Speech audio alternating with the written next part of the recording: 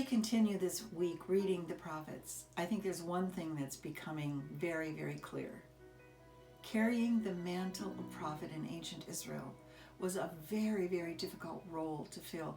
God never seemed to hesitate to put his prophets in uncomfortable, even humiliating circumstances, as he needed living examples of the messages he was attempting to convey to his people. And that is certainly true of the book of Hosea. Now, the Bible tells us that Hosea is the son of Be'eri, who was a prince in the tribe of Reuben. And Jewish tradition tells us that Be'eri himself was a prophet.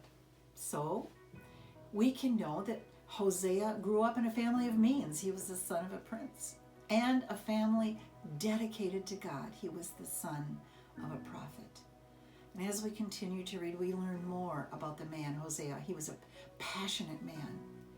He was a man to whom righteousness, goodness, faithfulness, fidelity were critically important characteristics. And he was a man who passionately wanted the people of Israel, of the northern kingdom to whom his prophecies are directed, to turn from their pagan idol worship and turn back to the God who loved them.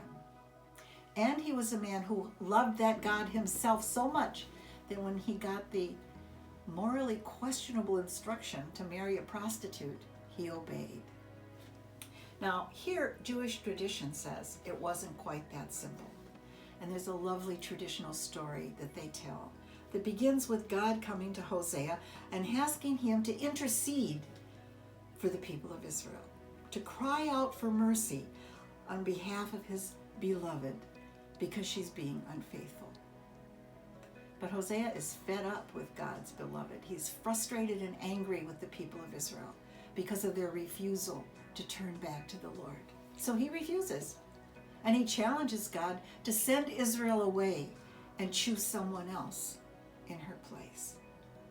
But the story goes, eventually he capitulated. He married a prostitute named Gomer. They had children, and he came to love his family very, very much. Now here, this traditional story gets very interesting, because the story says that at this point, God came back to Hosea and asked Hosea to send Gomer and the children away because of her unfaithfulness. And Hosea again refuses, this time because he has come to love his family so much.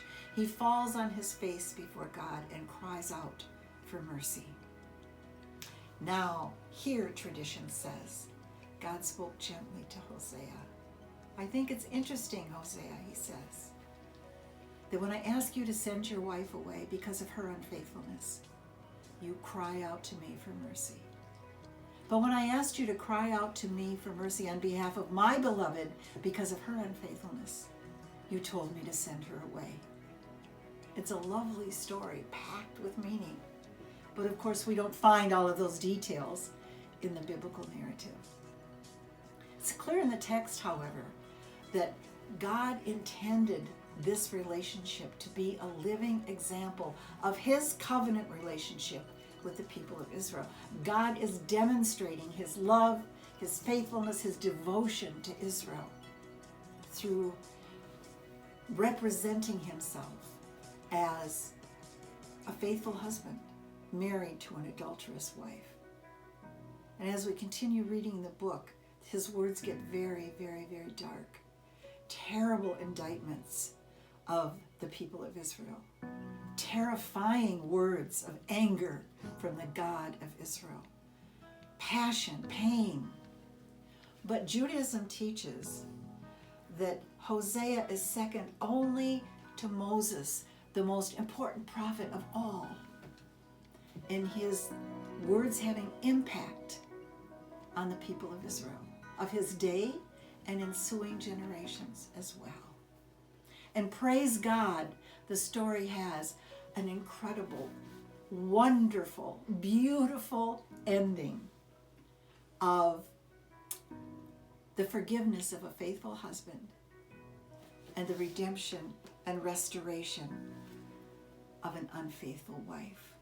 Let's read in chapter 14. I will heal their backsliding. I will love them freely. For my anger has turned away. I will be like the dew to Israel. He shall grow like the lily and lengthen his roots like Lebanon. His branches shall spread. His beauty shall be like an olive tree, and his fragrance like Lebanon. Those who dwell under his shadow shall return. They shall be revived like grain and grow like a vine. Their scent shall be like the wine of Lebanon. And Ephraim, that's the northern kingdom, shall say, what have I any more to do with idols? Because I have heard and observed him.